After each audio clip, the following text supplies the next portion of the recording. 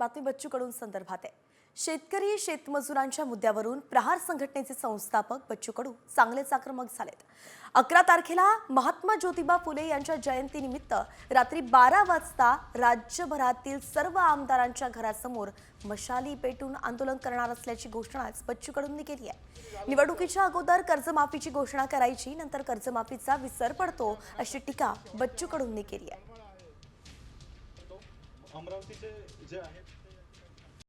Comscore नुसार आता isakal.com आहे देशातील नंबर 1 ची मराठी न्यूज वेबसाईट। प्रत्येक अपडेटसाठी isakal.com ला नक्की भेट द्या।